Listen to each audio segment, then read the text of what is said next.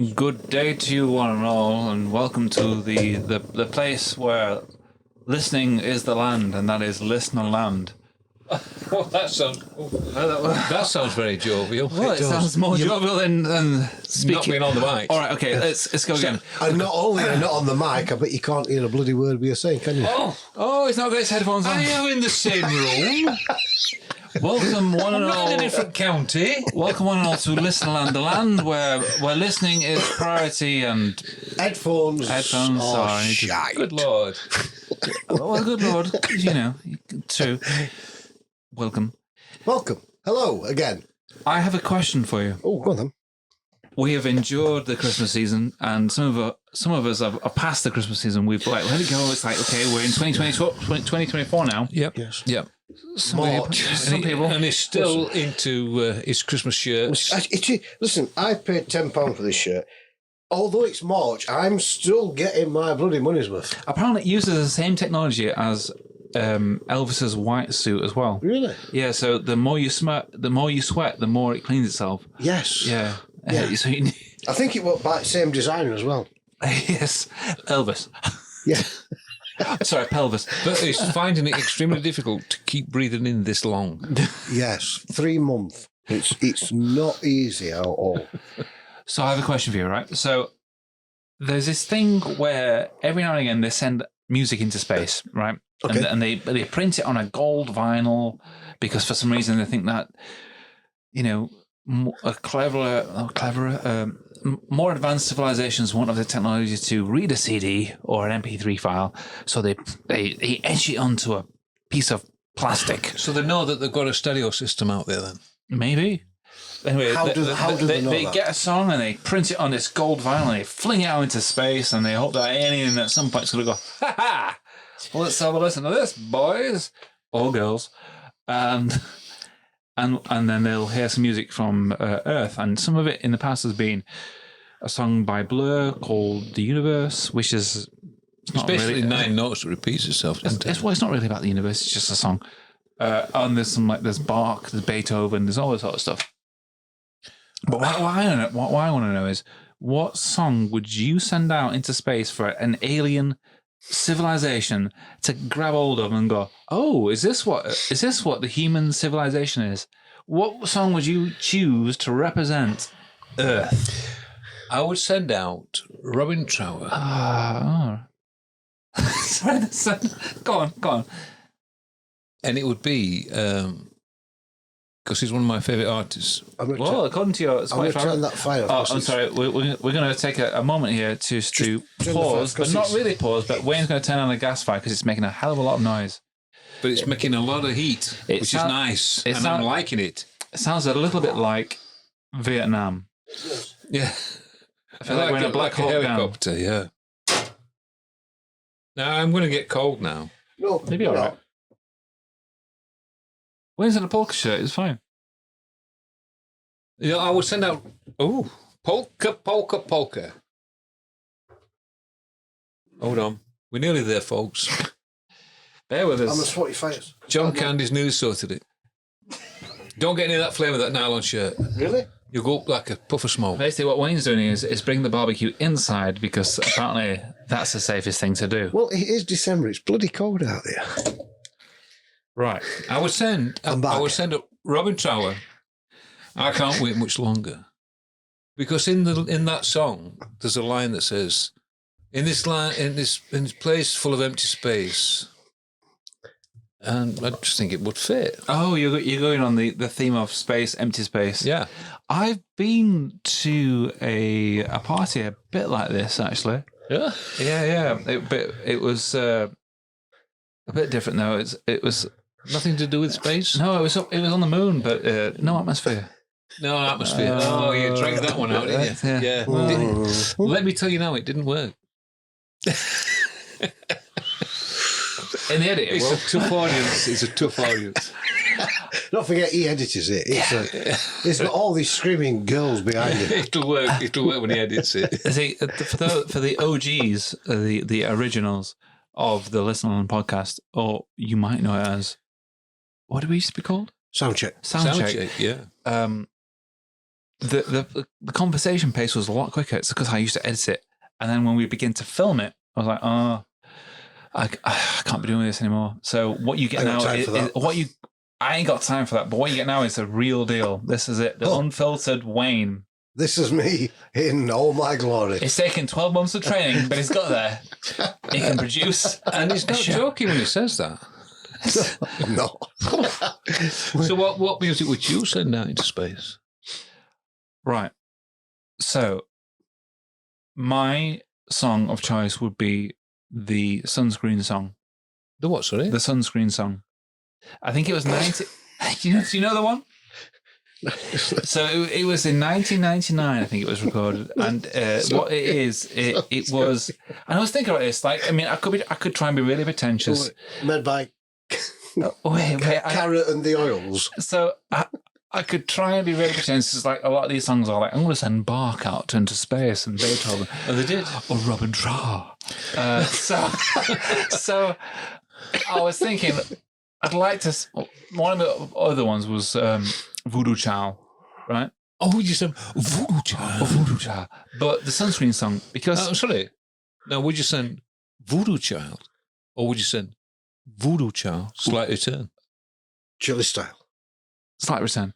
So, by Jimi Hendrix. But I would choose the sunscreen song only because it recently popped up on one of my playlists on Spotify. And I was thinking, well, this does a good job of explaining my age demographic and the way we think. So the song itself, it was written by a group of people that used a guy with a certain voice who would narrate these lyrics over contemporary sort of like dance music, I guess. But it was, I think it was like scientists that used like, they use lyrics that would have prominence in culture, so like telling you like how not to worry about things, or don't read beauty magazines because they will only make you feel ugly. And I know what you mean. They had a guy. They had a guy that like they picked a guy that had this like sort of like wisdom voice. That. Yes, they had a guy that had this like wisdom voice, like like an earthy tone voice, and it's like, maybe you'll dance the funky chicken dance on your 80th birthday. Maybe you'll marry. Maybe you won't. You know, that sort of thing. But it doesn't matter. So you just do what you want to do. The only advice I can say to you is wear sunscreen. Yeah, I know what you mean. That. I know what you're on about. And in space, there is no protection from the sun. So you need to wear sunscreen. So if you are going to get the disc, you need to be aware that you need to wear sunscreen. Okay. So it works on many levels. Or you could have. Robin Trower. No, you could have. Wait, Laurie Anderson's Superman. I'm sorry, but you picked your song. I know, you've got me thinking on a different tack now because of what you've done there. Okay. Very clever. Thank you. Laurie Anderson's Oh Superman. Because Laurie Anderson's track Oh Superman is based on, it's almost like a prayer. It was living on one. No. We're halfway there, Wayne. There was a song done back in the day. I think it was 30s, and it was an American tenor, and he was actually doing like a prayer, singing this prayer thing to a higher power. So Laurie Anderson, oh Superman, ha, ha, ha, ha, ha. She took that, turn the radio down, and transposed it like the superpower being Superman. Right. You know, because she was a performance artist, basically. She wasn't a musician or anything like that. So she got the idea for that, and she made the higher power Superman, and it's basically a question. It's like a conversation to the higher power. You know, there's a certain line it's saying the planes are coming in. Oh, these are American planes. We built them over here, but they're now bombing us. And she played it again after the Twin Towers. Oh, because that's what happened. And what, you send that into space, would you? I think it's got as much relevance. Probably got more relevance than Robin Tower, but going on your theme, it's got a conversation about.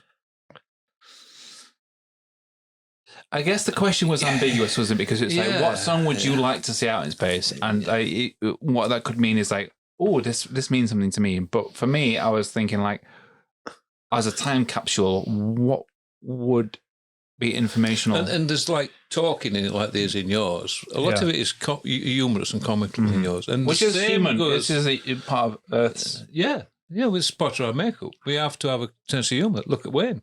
But look at him. Jesus. Who can look at him without laughing? Wait, while you get my answer. Oh, God. Oh, good Lord.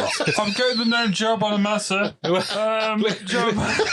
Please welcome into in the blue corner. We're in the red trunks. Our Lord and Saviour, Joe Bonamassa. Go on. No. Right, so, when you first asked me this question, which would be... 2 minutes ago. A few weeks ago when we went to watch King King. And we were talking about it. So, like a E.T. hand. For those of you listening at home, go home. Geoff is reaching desperately for a bottle opener. Another beverage. What were we going to say then? When I first mentioned it, King King. King. That's short. Oh, greedy. No, so what I'm going to say is,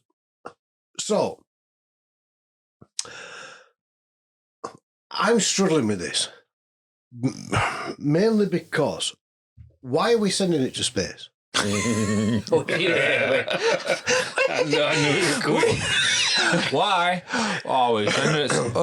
Right, well, so we're sending it out to space. Right. For something. Because we don't like it. Well, just in hope. It's like message in a bottle.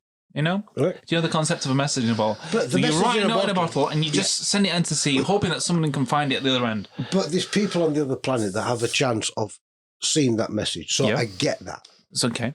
You're sending it out into space. Yeah. For what? To let somebody know. What? People that's gone up to see it moon. To let somebody or something know that...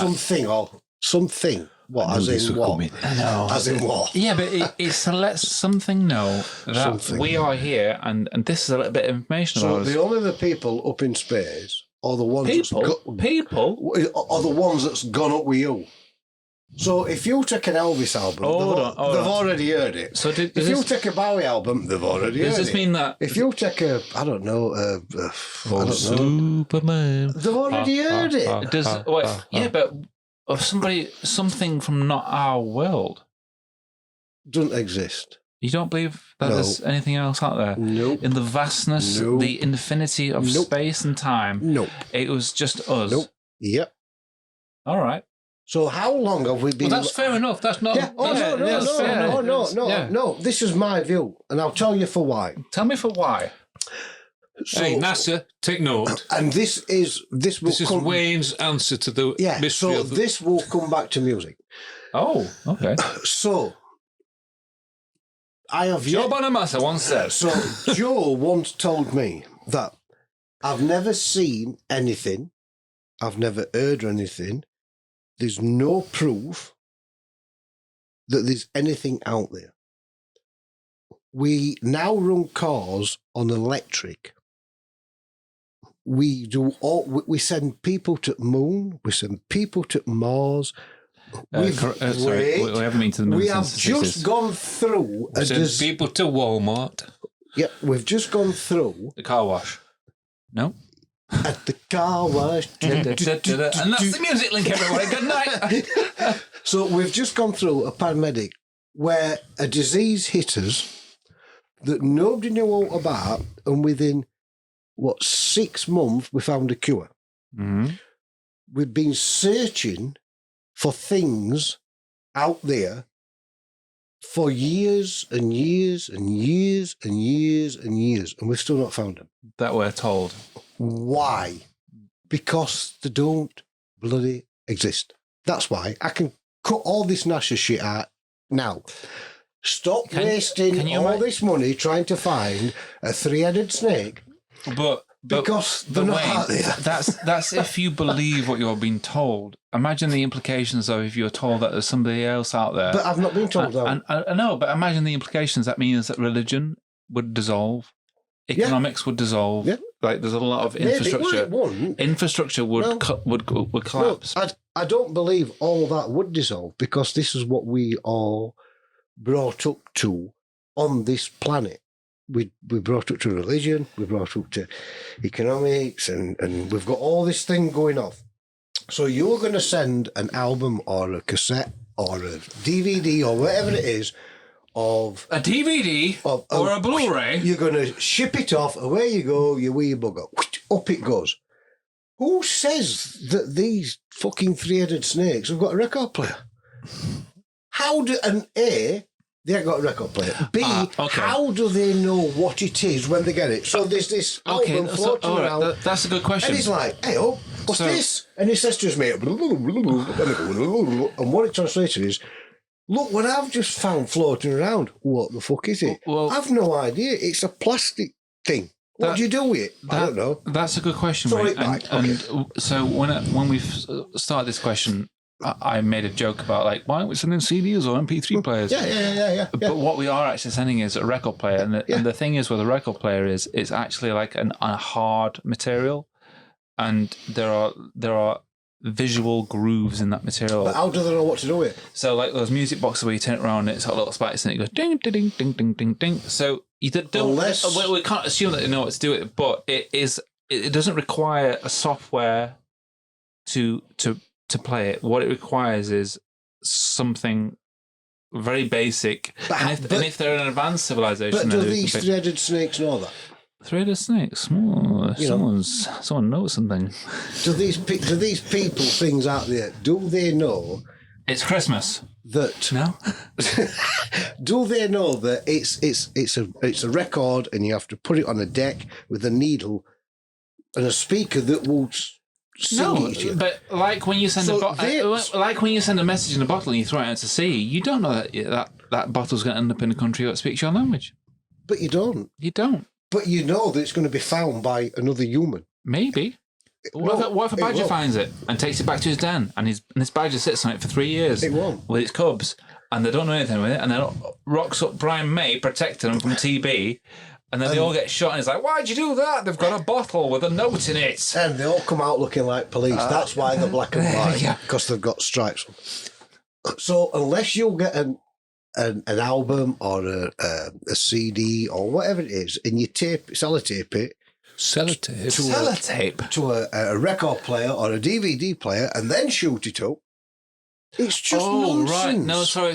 So I think when they do send these things out into space, I think they have a thing to play it on. Oh, yeah, right. I think they do have that. So let's say, and I'm going to go down another road here. So I thought about this when you said that. And at first I thought, well, I don't believe in all this shit. You don't believe in the possibility of that there's something else? No, because we haven't found them in all these years. We've done all these things that are just astonishing at the level that we're at now. Do you think we're the greatest thing that's... Well, I think the greatest thing, I think there's a lot of very forward people on this earth. And they're coming up with ideas. Cars that run on electricity. Come on. I mean, that's just Star Wars stuff. Electric cars were first invented in like the 30s, 20s? No, but these cars are preoccupied now. And this is like a quote from Elon Musk. And he says that the cleverest people in the world now are more preoccupied with creating a way to people to click on adverts rather than being creative. Well, it's all about money, isn't it? Yeah, exactly. That's the point he's making. Yeah, it's all about money. But so for me, I'm not going to send any music up there that I like because nobody's ever going to hear it again. So in my notes for this... Hold on. You can't avoid the question. What song would you say... If you humour the idea, humour it. I'm going to humour it. And so in my notes for music into space, I have asterisk figures, C notes for worst covers.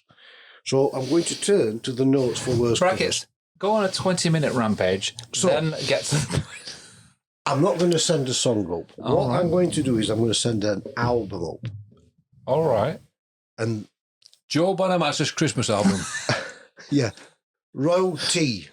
No, I'm going to send up on this album, there's going to be Smells Like Teen Spirits by Take That. What? Smells Like Teen Spirits? Cover album. Oh, by Take That. All right. There's going to be Comfortably Numb by the Scissor Sisters. Right. Oh, they have actually done that, haven't they? Yeah. Oh, yeah, of course. Covers them. Yeah. There's going to be Imagine by Avril Lavigne. Okay. And there's going to be Wild Horses by Susan Boyle. The rest of the album is going to be made up by anything made by the Spice Girls. And they're all going to be put on an album and shipped off into space. Why? Because they have no fucking place on this earth. Well, that's not true.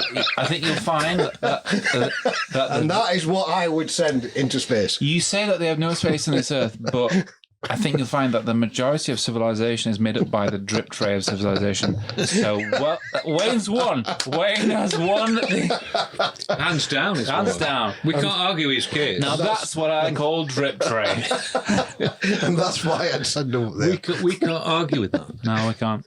Unfortunately, we could. Science has proven Wayne to be far superior.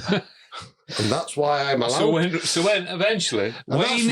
That's why I'm allowed to wear a stupid looking shirt from John Candy and still look this good. News just in: Wayne equals MC squared.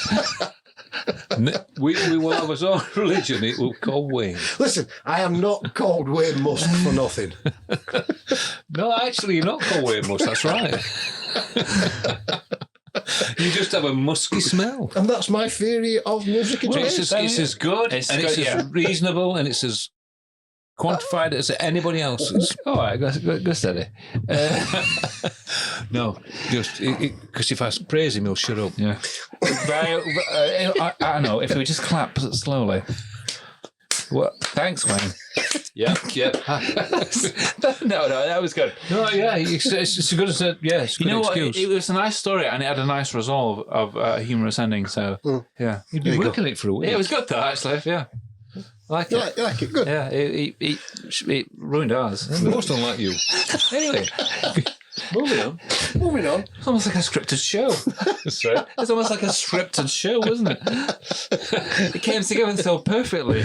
Oh, Yeah, sorry. I know when you ask me the question, I'm like, oh my God. He just bashed his face on the I microphone. don't believe in all this outer No, we know. space No. stuff. And so your argument or your point of view is as relevant as anybody else's. I think when you asked that question on that night I went to see King King, I think he smirked because he knew. I knew. Probably knew, like, Yeah. oh no. Yeah, I know. Because it's not your thing. It's not your thing because you just totally just don't get it. No, I don't. I ain't got time for that. Made it down there. I am open-minded. I think I'm not saying you're not open-minded, but I'm yet to find something that. If somebody wants to prove to me that it's there, then fair enough. Well, hence one of your previous books, what was called Dark Matter This. It's just. if it's there, Yeah. okay. Shake me. Show me the money. Show me the space. Yeah, show me these things. Well, hey, I'm going to go out on a limb here, right? Not to go too weird on this podcast. This is a music podcast. 2027. 2027. Yeah. So this I don't want to go into detail about it. So this bloke walks into a music shop. Oh, it's not a dog that goes into a bar, then, no? I've got one of them. What? So a bloke walks into a bar Electrician. with a giraffe, Okay. and he goes up to the bar and he says, "Can I have 2 pints of bitter for me and giraffe?" So they drink these 2 pints of bitter. You remember when you whisper? Oh yes, It's a real whisper. so then they drink these beers. And he goes, "Can I have 2 pints of bitter for me and giraffe?" Drinks these beers. So this goes on and on and on and on. They get to about 12. He says, "Can I have 2 pints of beers for me and giraffe?" So they drink these. Giraffe falls over. Bloke looks at giraffe, starts walking out. Barman went, "Oi! Oi!" He says, "What?" He says, "You're not leaving that lion there, are you?" He goes, "It's not a lion, it's a giraffe." Boom. Oof. Good Lord. My favourite joke is that I wouldn't be caught dead with a necrophiliac. We have two jokes there. One was quite funny. The other one was not. You choose. You can choose. You choose. Yeah, you choose. Go eat your ass. Please go eat your ass. No. Do you know back in the day, bringing it back to music, because it is a music channel. Well, listen on. Do you know the song Off the Wall By Michael Jackson? Yeah. Oh, sorry, MJ. MJ. And the song Rock With You I Wanna Rock With You. by MJ. MJ. Right, they were not obviously written by him because he didn't write any songs. No. No. He wrote some. He did read. There's documentation of him writing Scream. Didn't he? He did. Okay. Yeah. No, didn't he write the one? What was that? Oh, he wrote that line, didn't he? No. No, didn't he write the song?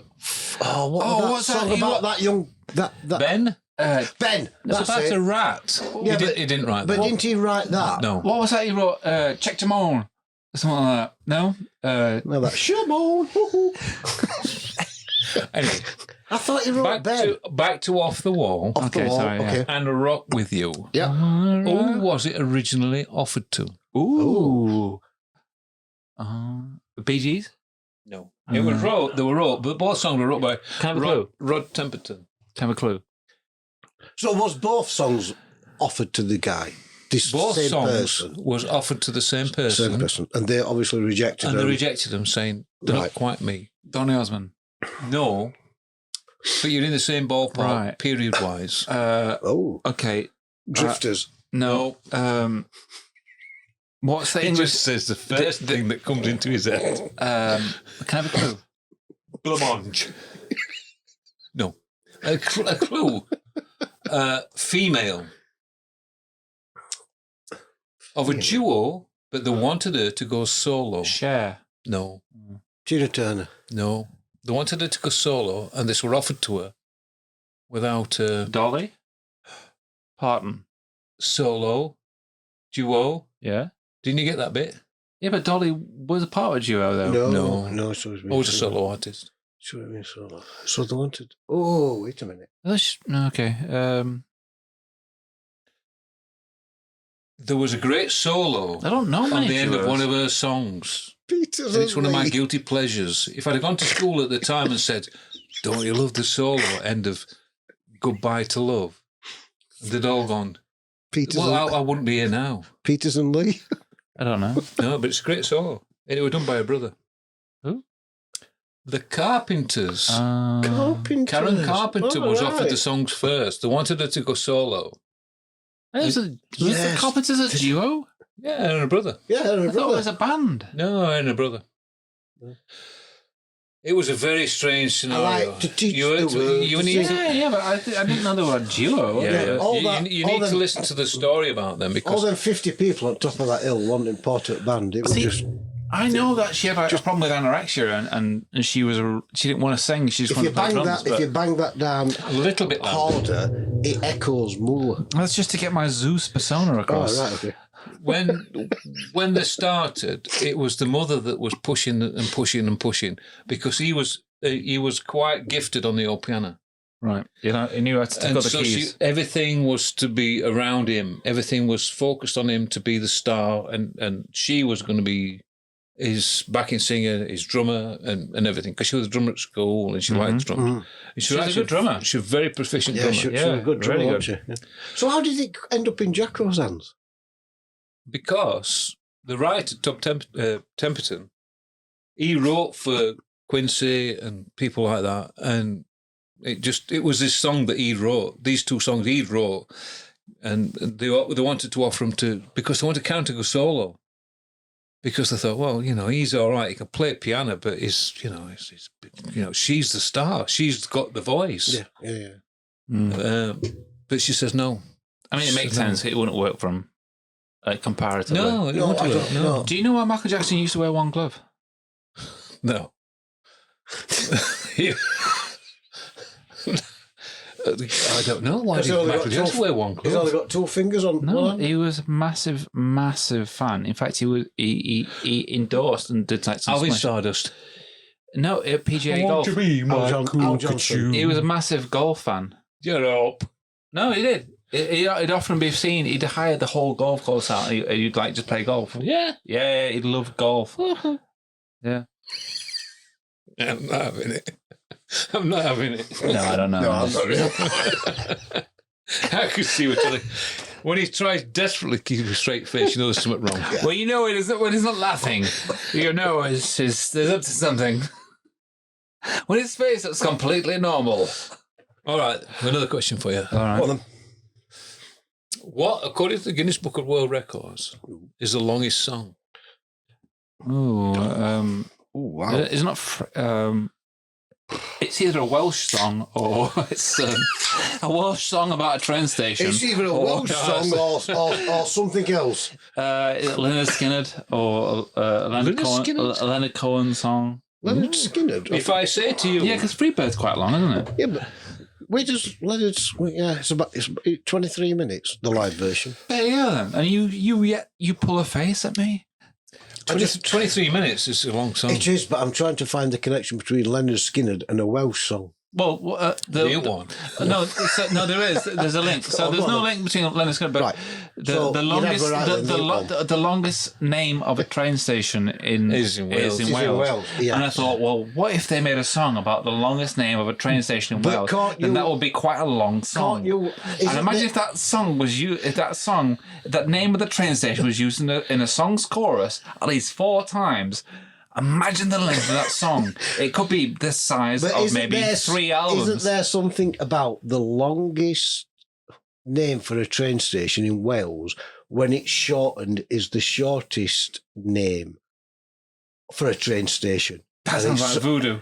Well, it's something... I'm not even going to try and pronounce the long name, but when you shorten it, it's called Rill. Hold on. You deny aliens, but you'll accept Rill. Well, that's for the longest name of a train station shortened. So apparently this place in Wales, if I can remember rightly, this place in Wales... What the hell has this got to do with this question? When you shorten this place down, it's called Rill. Rill. So it's also the longest name for a train station and the shortest name for a train station. Now we know. Rill. I think Rill. Let's put Rill on the map. Yeah. So what is subscribe? Going back to Leonard Skinner, greatest name in music. What's the greatest name in music connected to Leonard Skinner? Connected to Leonard Skinner? Yeah. The greatest name in music? Artemis Pyle. Oh, Artemis Pyle. What a name that is. Artemis Pyle. Yeah. So going back to your original question. Yeah, Artemis Pyle. This is going to take some time, so I'm going to have to tell you. Yeah, because I have no idea. It was actually 138 hours.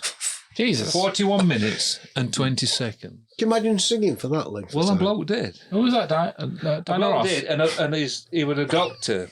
And I'm not going to give you his name. A doctor? It'll be David Bowie because he just spoke to it. Dr. Phil Crap. He just talked to it's words. actually a 16th century poem, and it's called the Shri... The 16th century. No, typical.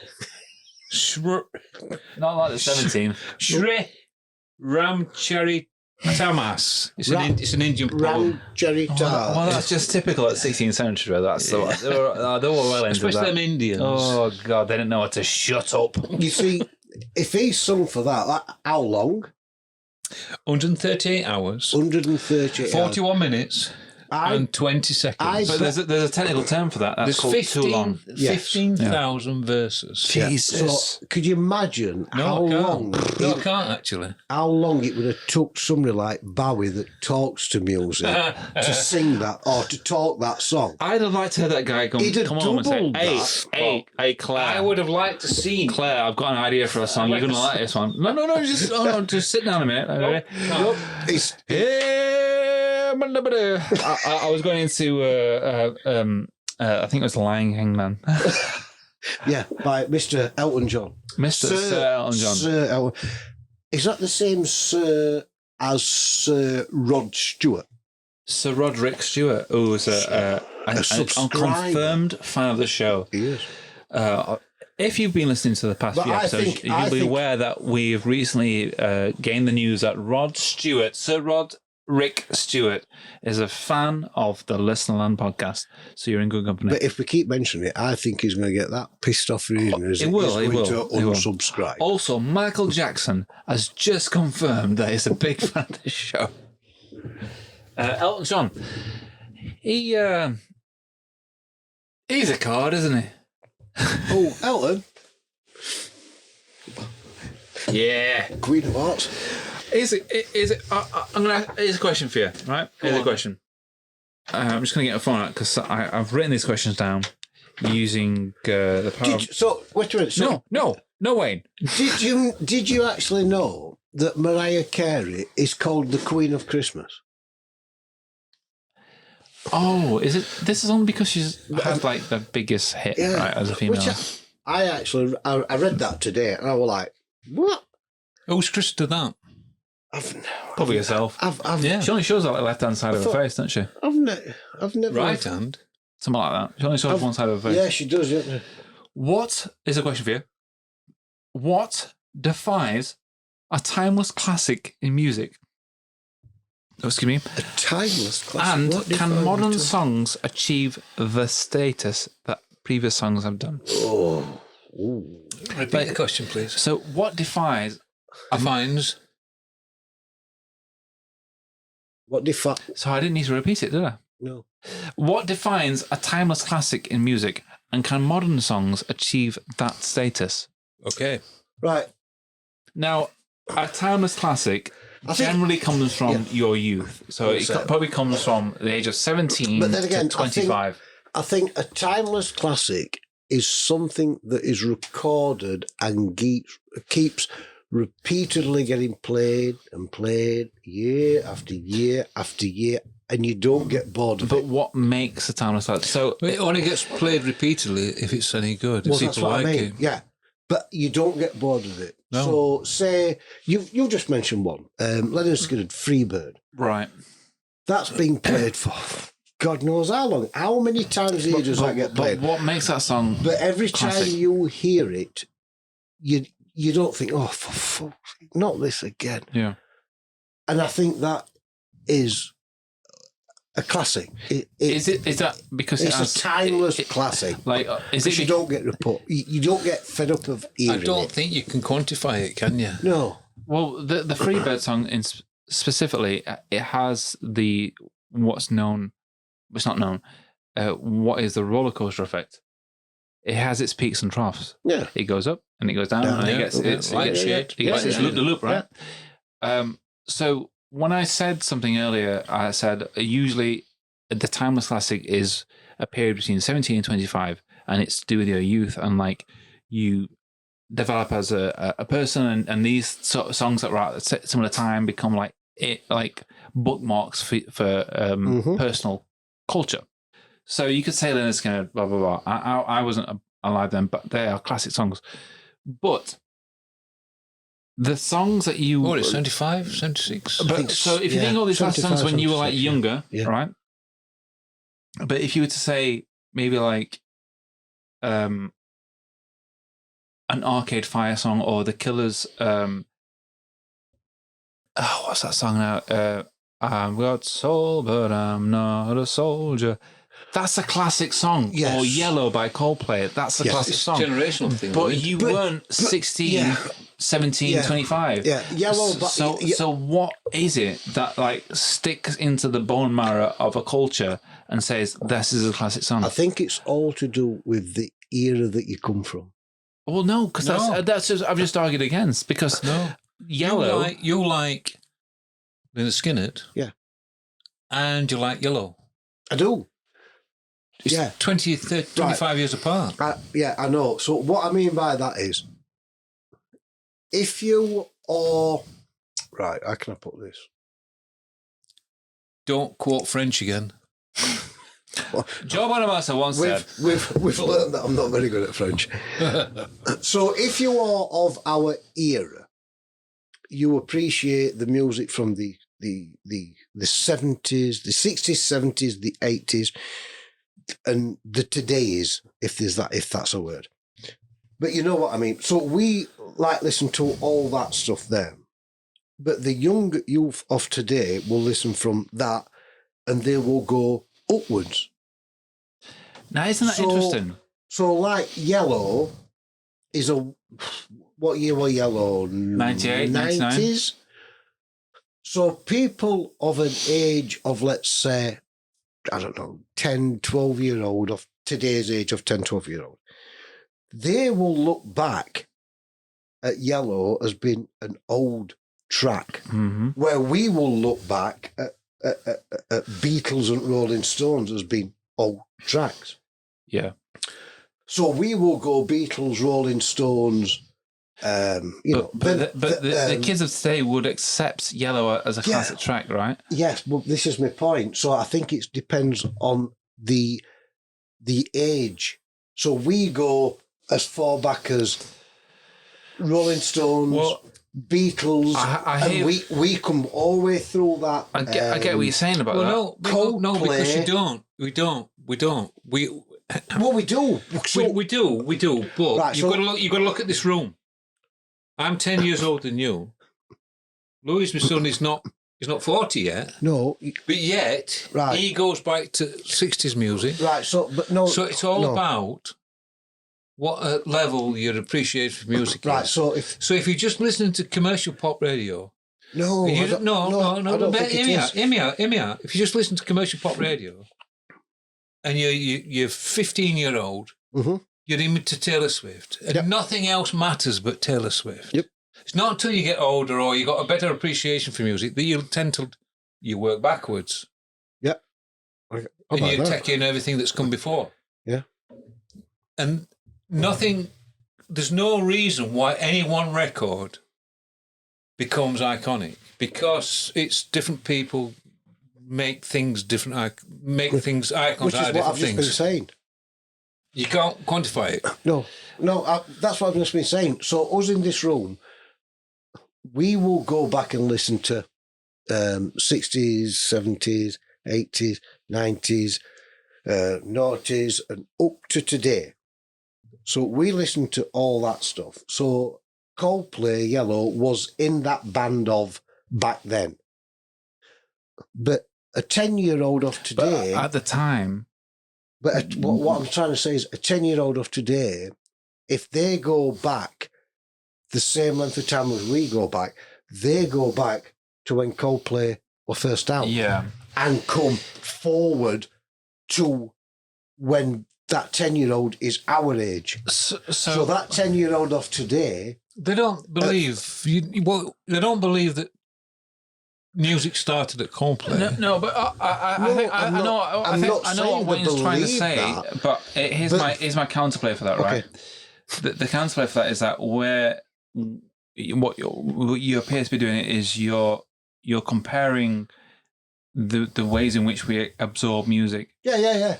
To similar as we did back then. Yeah, that's probably a better word of saying it. So when I was a kid, so I was born in 1986. I would steal cassette tapes from my dad, and I would listen to Tina Turner or Bruce Springsteen and stuff like that. And that basically, you've only got what's around, right? But the advantage that kids have got today is that they have accessibility. They have access to everything. Yeah. So they can go back to 1960. But the only thing is that they can't see. I think they do. They can't see past. They haven't got the critical thinking yet to see past the marketing of now. I think there's young kids today that do. I don't think there's many. I think that because they're brainwashed because of social media. I don't think peer pressure is far stronger than it ever was. So they only listen to what's happening in their world. Which is, I mean, we all do it to a certain extent. We all know best when we're that age. It's even worse for kids today because they truly do believe that this is their time. Well, fair enough. Good on, yeah. It is their time. But they have got access. They have got our record collection. Yeah, but they don't believe that. They do. I don't think they do. They've got access to it, but it's whether they choose to listen to it or not. Yeah, I think we'd be surprised, actually, how many people do know beyond whatever decade you want to think about. I think we'd be surprised. But the question is... So Bradley and Billy... What makes a classic track? Always said to me is, have a listen to this track by so-and-so. It's absolutely brilliant. I listen, I think, yeah, it's a cover. No, it's not. It's a cover. No, it's not. Yeah, it is. It's a cover. It's a cover of so. Yeah, but your Bradley will say to you, there's no idea what. hey, of that Thin Lizzy track. Oh, Oh, yeah, he will. Brilliant. Yeah. He knows that stuff. So what are the ingredients that make a classic track? Is it something that describes, or is it a song wrapped? Is it a song wrapped in a poem about the modern culture? So, like, you can say, like, Killers, I've got a soul, but I'm not a soldier. Afghanistan War. Is it something that's speaking weighty to the consciousness of the time? Sorry? Like, are you out, lad? No, you're all right. Does an important song need to carry weight for the culture of the time? No. You see, no. It doesn't need to, but, like, does it help? No. So Freebird, as we mentioned, right? Freebird, Vietnam War. There's a lot of stuff going on there. There's a lot of imagery and metaphors. And Layla. Does that give you the same impression? Layla's got this very strange bridge where it's just like something breaks off. It's about a poem about a 16th century Indian. Yeah, but the way that it encapsulates it, and we all know that song is about that he. We don't. You take it on face value. It's only when you get older you get you get the backstory on it. But the vibe of the song is very similar to the vibe of Freebird. It goes on this like rampant rant of like just like abandonment, and then it goes in this weird like second half where it's like a resolve where the bird's coming down or whatever it is, and it's landing and it's like, oh, and everything's fine. That's I mean, Layla's a great song. I just put that out because it's probably the one of the best examples you could come up with compared to Freebird, but they are almost exactly the same. Is that yes, they are. Is that a coincidence? Yeah. You get that, don't you? Yes, I do. Is that a coincidence? I don't think or is it the times? I don't think you can define. But what does Layla song? Right, so it's an old poem which turns into a song. So what does Layla mean to people, and why did it mean so much to people? I think Layla means a lot to people. I don't think it's the lyrical content that means. No, so I don't think. I think you're right. It's not the lyrical content. If you didn't know it was a poem, but the spirit of the song, take it on face value, won't you? The spirit of the song means so much to you, and I think that relates a lot to Oasis. I know we spoke about Oasis. I know the opinion on Oasis is diversive, but I think the spirit of certain elements of the song, especially like the way that the songs are formed where they invoke crowd participation, they invoke a spirit of community and strife. I don't link that to Layla at all. No, I'm not about Layla. I'm about like the spirit of a song. So Layla has a certain spirit of a song which is very of the ilk to Freebird, and other spirits of a song. So like Don't Look Back in Anger or Champagne Supernova. Like what does Champagne Supernova mean? Nobody really knows. No, Gallagher doesn't really know. But yet you'll find anthems of people singing Champagne Supernova, and you get it's the same thing about the Beatles songs. Yeah, but certain songs across the universe, certain songs just create this like going back to the aliens thing across the universe. For me personally, it ticks that box of ambiguity. So, like I've spoken about before in previous episodes. With David Bowie, one of the things I really like about David Bowie is his vagueness and his ambiguity, and that you can interpret it in any way you want. And across the universe, it's much of the same. Apparently, Across the Universe is it started off as a song about John Lennon complaining that his wife wasn't bringing him something. It started off as a joke song. Yeah, Toast. Yeah, it was like. It was just like he was messing around. He was being sarcastic in a song about like why you bring me a cup of tea or something like that. Like, well, how long does it take to make this cup of tea? I think that was the thing about them, that they could make a song out of stuff like that. All right, I've got one on this. It's on the same lines of. Do you think classics are classics because the children of today? Who's been shot? The children of today are told that they're classics, if that makes sense. No, it's good. Yeah. So, like, say you were growing up, mm-hmm. and you're 3, 5, 6, 7, 8 year old, and your dad says, "Here, Louis, listen to Microphone, Wayne. No one's been shot, it's fine. And your dad says, "Here, Louis, listen to this. It's a classic." Yeah, we believe it's a classic. And I don't know. Let's say it's Animals House at Rising Sun. Yeah.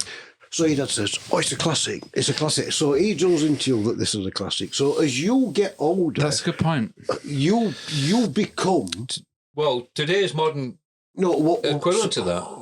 This voice saying to them is Facebook, social media. Right, so what I'm trying to say is, so Louis grows up from 5, 6, 7, 8 year old to 15, 18, 21. I know what you mean. And now he's in his 40s. Oh, not in the 40s. I'm 37. Right, I know what you mean. I know exactly what you mean. He instantly recognises as House of Rising Suns in a classic. Why? Because I told him it was. No. Because you've played him for the last 30 years. I think it's marketing companies that have done that. And do you think that has something to do with it? I think marketing companies are like all these adverts, you see, like, this is the classic, blah, blah, blah, of the 60s, the classic sound of the 70s. Yeah. They have produced this thing. Yes. And the radio stations are like, this is blah, blah, blah. And you associate with classics.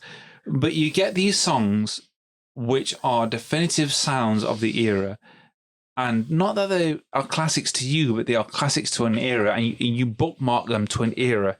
And they are classics of that era. What I'm trying to say about people listening to stuff what we call classics, and then moving up ladder. And today's people don't go back as far as us. So the thing is, if that makes sense, with parental musical influence, my dad never played Led Zeppelin. He never played it. No. I discovered Led Zeppelin proudly on my own. I discovered Stones on my own, the Rolling Stones on my own. Yeah. I had a Led Zeppelin Stones album. What? Did you have a Stones album? Yeah, it was Through the Past Darkly. It was like a compilation that they did right way back. I know you had a Led Zeppelin album. It was the Mothership, the compilation album. Yes, correct. Right, so to put it in a different concept, so, I mean, this is just an example. It's not an exact example, but it's an example. So Laura's kids, when they grow up, they will have been told that these are classics by Laura and Uncle Louis. Now, these two go back to Coldplay Yellow. Yep. So they will be told that these are classics.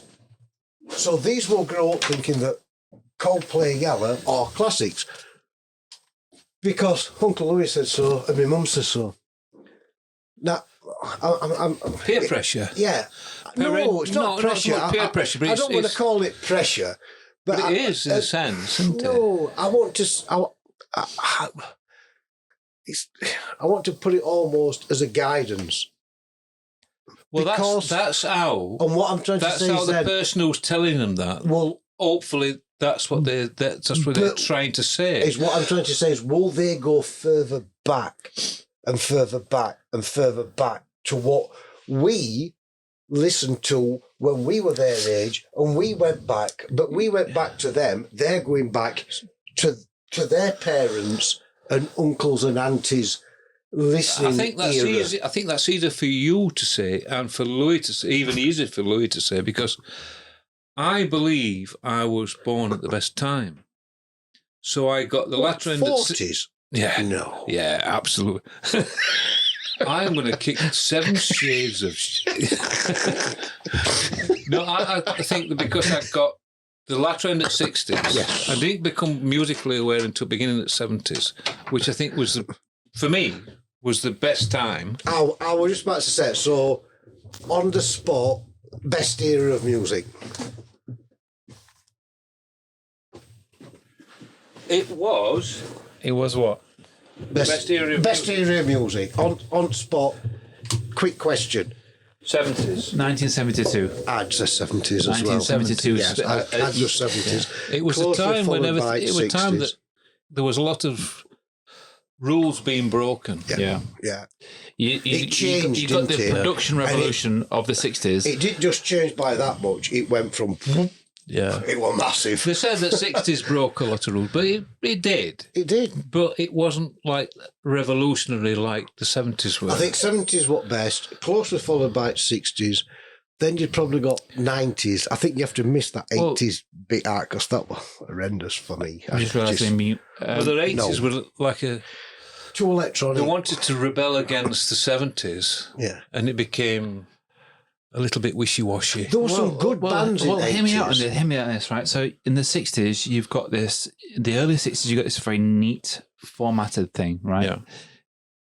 Towards the end of the 60s, you've got this like hippie revolution, and it all sort of went kaput at like Altamont and like this like counterculture, which became a bit of a cliche, right? Mm-hmm. Beatles split up. Somebody died at Altamont Festival with Rolling Stones.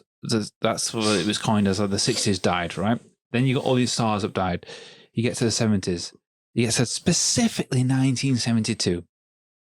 And you've got like David Bowie, you've got Ziggy Stardust coming out. You've got Black and Blue, you've got a lot of like great albums coming out. But what they have, which is more than the 60s, is they have the hangover of the 60s. So do you know? Yeah, when you've been on a night out and you've had a load of beer and all that, and it's all jovial and stuff like that. That's the 60s. Yeah. That carried out into 72. The morning after, you're still a bit drunk, but you're a bit dry and you're a bit more cynical, and you've got like the education of being like, whoa, it's the 70s now, but we're still going to carry that weight with us from 60s. And by 73, what happens in 73? All the classic albums come out.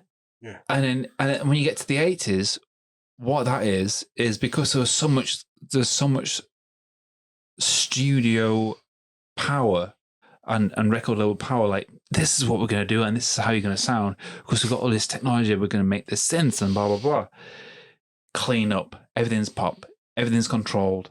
Yeah, like you're hyper controlled. Into and then, 80s. Yeah, and then the 90s comes along, and it's like you suddenly get like a bit of a memory. There's like a memory back to the 70s. So I always thought 90s started to go slightly backwards. Yeah, 90s sort of ilked back to like a T-Rex era. Well, that decade of the 80s spilled into the 90s, Terrible. like all decades do. For the first couple of years, you're carrying that residual energy from that period. Yeah. And then it finds its own feet. Then it's like the 92, 92, 93, then they're finding their own feet. And that's what carried on from then. The 90s were for me, famous for the slow chorus, where a football stadium of people could sing the chorus. The noughties was R&B and hip hop. The teens was much the same. I think because of the pandemic, what the globe has endured, and the sales of guitar have soared, which we've mentioned before in this podcast. I think in the next 5 years, we're in for quite an exciting time with music and a rejuvenation of musicians being able to get paid for what they want, but get paid properly for music and for actual musicianship and craftsmanship. Do you think music will, in you saying that, so in the next 5 years, in which direction do you think music will head? I think music will head... I don't think the music will change. I think the industry will change. Do you think it'll go forwards, or do you think it'll go back? I think music backwards? will always be created in whatever format it is, but it's the industry will change. As in? People getting paid better for what they should be. Yeah. The streaming service that we're getting now will be altered. Because of the likes of AI. The competition will get bigger, so the benefits to the musician will get better.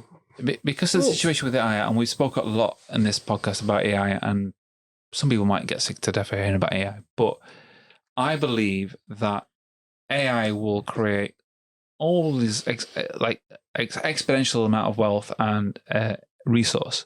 But what it will create is it will create an area of artistry, whether it be actual painting or whatever, but specifically with music, I think it will create an area of wealth, not necessarily in money, but in creativity, where the people that are actually creating music Like the people that we spoke about already in this podcast will be valued shortly after. They will be.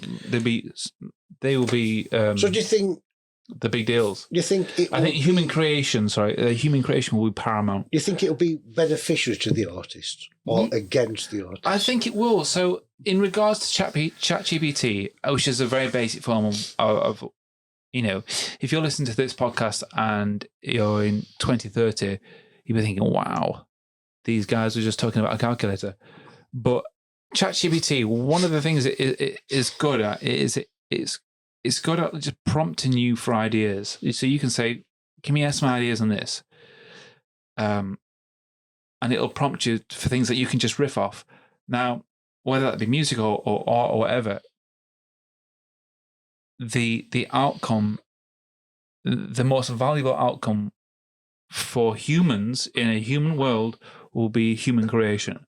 And that's like you're not an art enthusiast or anything like that, but if you had a choice between a painting that was done by a person or a painting that was done by a robot or an AI thing, you'd probably be more inclined just for the emotional value of the person. Yeah, I go with person so every day. For me, all this would do is it would heighten the value of human creation.